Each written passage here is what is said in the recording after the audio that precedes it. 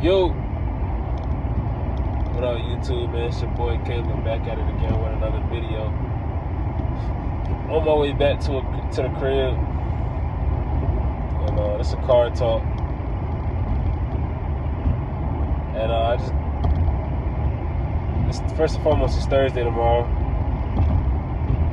so I thought I'd come to y'all with a little video, man. I had a hell of a week with my girl. Last time I see her, bro, I'm going all the way to Memphis. And now it's going to have to be a long-distance relationship. And now I'm trying to leave my life and build my foundation and figure out how I'm finna put the pieces together, how I'm finna build this puzzle. And what's on my mind, bro, I can't help but think of like this book that I was reading called The True Measure of a Man. What is the true measure of a man? I used to look at people, rappers like Youngboy, Lil Baby, Polo G. I used to look at NBA players like LeBron, Bradley Beal. I used to look at actors like Denzel, all of these celebrities. And I used to think just because they had a lot of money, a lot of monetary value, meant that they was the highest form of man. We talk about 1% male. We talk about shit like that all the time, but what is the true measure of a man? A good man, a man that is respectable, a man who dies, and at his funeral people are crying and they're like, oh my God, he did this for me, he did that for me, and people are moved. They still think about you 5 years after, 10 years after, you still have impact. Because isn't that the goal at the end of the day? I was in a hospital yesterday, bro, and I was in the emergency room, not me personally, but I went to go see somebody, and I couldn't help but see all the people that's 70, 80, 90 years old, and wondering in my head, like, yo, what could they be thinking right now at this moment? Could they be thinking about how their lives turned out? Do they have any regrets? Especially the men. Damn, man, you made it to 70 years old, you made it to 80 years old, man. All these men committing suicide, bro. You made it.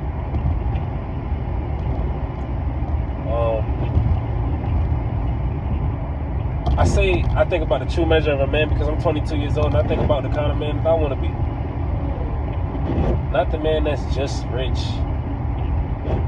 that just has all the money in the world, because that doesn't mean you're a good man. That doesn't mean you're respectable. That doesn't mean that your life will be fulfilled. That doesn't mean that you'll feel good internally, because that's the goal, bro.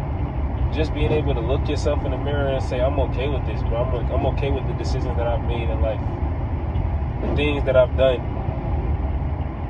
the people that I've impacted, the people that have impacted me. I'm okay with my kids, man, how I'm teaching my kids to be in this world.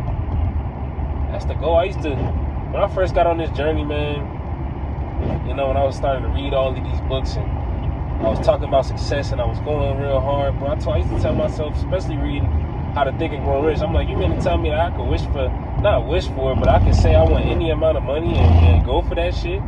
Not saying that you won't pay that price, not saying that you will even get that. But I used to tell myself, man, I'm going for 100 million in my bank. I'm going for 100 million. For what? I'm going for $100 million for what? What am I gonna do with all that money, bro? What am I gonna do with 100 million, bro? Am I happy? Alright, well, even with 100 million, like, money isn't everything. It's a tool. It is literally a tool. It is literally paper, bro. That's why they always say, yo, you have to be the millionaire, bro, before you acquire the assets. Before you become a millionaire, you have to be a millionaire. Because you have to have that wisdom and knowledge to be able to lose it and gain it back again. Because nobody can take that from you. Nobody can take your knowledge. Nobody can take who you are. So when we talk about reaching our goals, man, think about the person that you have to become to reach those goals, bro. If I got $1 million today, I wouldn't even know what to do with it, bro. I probably would blow it. I don't want to win the lottery. That's why they talk about the journey, bro. The journey really is the reward, bro, because all the things that you go through during the journey, that's what make the reward seem so good. I used to use this analogy all the time. When I was playing GTA, I had a modded account, meaning I was instantly rich. I didn't work for any of that money. I paid somebody $10 and I was able to have like 100 million in GTA, or I might have had like $1 billion in GTA. Me and all my friends were super happy, bro. Shit. In about a week, we got tired of that shit and stopped playing GTA. But imagine if I'd have started with like 100 grand and I'd have had a goal in mind, like, yo, I gotta build this up.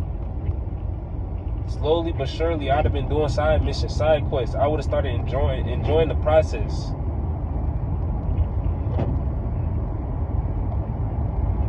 True measure of a man, bro. There's niggas out here that's pedophiles, bro. There's niggas out here that's millionaires that's pedophiles, my nigga. Come on, bro. Just because a motherfucker got all the money in the world don't mean nothing. You know, gaining all of this knowledge, it had me start looking at celebrities differently. Even these YouTube celebs. You see niggas with chains on, you see niggas with the toughest designer, and you think, damn, I want to be in his shoes, but nigga, do you really?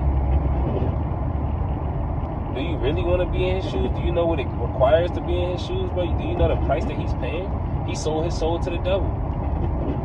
A lot of these rappers, bro, they unhappy as hell. They don't have free will.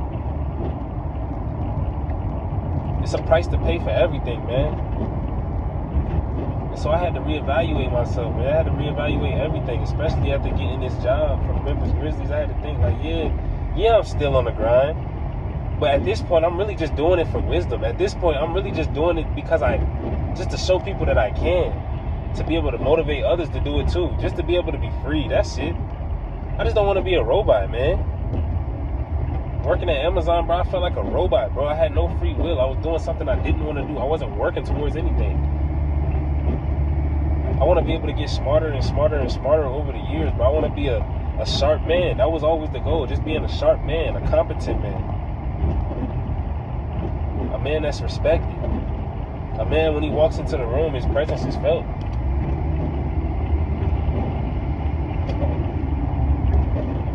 And the true measure of a man, bro, the book, they talk about all these men that commit suicide. Especially the men that lose their business. Like, men that be having like $5 million businesses or even bigger businesses than that, they lose their business and they kind of in their head, they kind of lose everything. They lose their wife, they lose their family, they lose their foundation, and so there's nothing else to live for. There's no core. They have no core, bro. That's what makes them happy. Being able to flex how much money they have. This will really make me start thinking about this shit. I don't know if y'all listen to NBA Youngboy, or I know y'all know of NBA Youngboy. He's a huge artist in the rap industry. But Youngboy, man, I used to be a huge NBA Youngboy fan when I was like 18, 19 years old, 20 years old. And I was watching an interview with him on $1 Million Worth of Game with Wallow and Gilly the Kid. And I seen the pain in Youngboy's eyes. Seen the pain in his heart.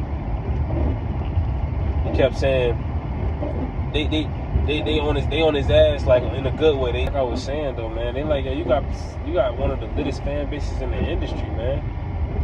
And they just congratulating him.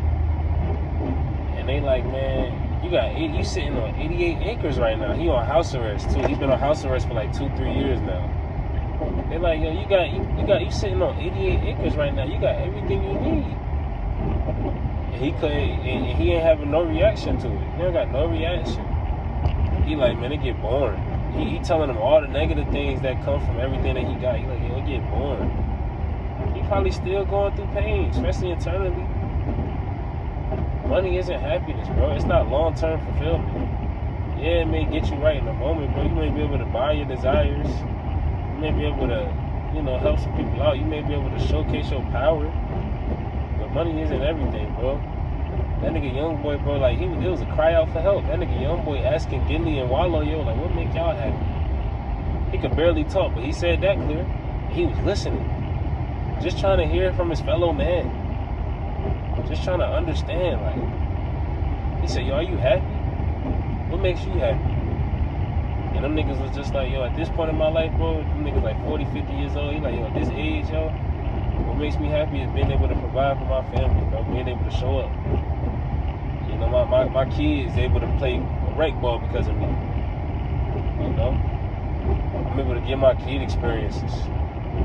You know? I'm able to take care of my wife. At the end of the day, she know everything is okay. She know I got it handled. Being the man.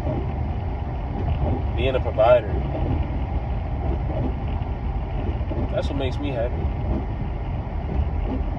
And so as a 22-year-old young man, bro, I gotta sit and I gotta think about life a little bit, man. I gotta reevaluate everything. I gotta reevaluate my why. Because before me doing all of this, bro, after my father passed away, bro, I wanted people to know that, yo, I'm okay. You feel me? I wanted to honor my father in a way. Like letting people know that he raised a strong man, a man that is gonna be able to be a millionaire one day, that's gonna be able to, you know, do big things. Always wanted to be great, always wanted to do big things, but it heightened once my father died because it also gave me no excuse. If it's up to my dudes, bro, I get a regular 9-to-5 job, bro. You know, get a few benefits. I'll be okay. She'll be okay. She'll be at peace with that. But not me, bro. Me, it's God, bro. Me, I just feel like it's more. There's so much more to do, so much more to accomplish, so much to learn, so much wisdom out here, dog. The old things don't excite me anymore, bro. Sitting watching Netflix all day, playing the game all day. Little small shit like that shit don't excite me no more. I was just with my girl, bro, for like 9 days straight, dog. It was just an amazing experience, bro. Like real love, bro. Like first time in a long time where I'm able to be with somebody and actually be happy. Like yeah, it's rough patches in the road sometimes or whatever, bro. But like genuinely happy, like time stops, you know. And so I'm starting to enjoy the little things out of life more, rather than just wanting money and power. Rather than that, bro. It's not all about money and power. When is enough gonna be enough?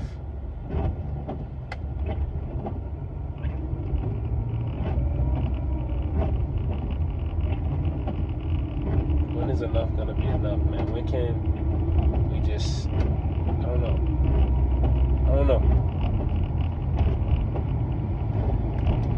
But, you know, that's just my little car talk, man. We still on the grind. I'm moving to Memphis tomorrow. It's my last time in VA. I'm just trying to figure out who I am before I step foot in another city. Because that's when I got to showcase it. My why, everything. That's the energy that's going to showcase outside of it. You know? And so this message, man, was just the true measure of a man. It was just a talk, but it's really just to raise questions for whoever's watching this video. Like all my men that's watching this video, dog, it's really just to raise the question. What is the true measure of a man to you? What matters most to you? Just because this guy wants to get $1 million doesn't mean you have to get $1 million. Is that fulfilling to you? Success is subjective. Success is being able to wake up in the morning and say, I'm okay with my life.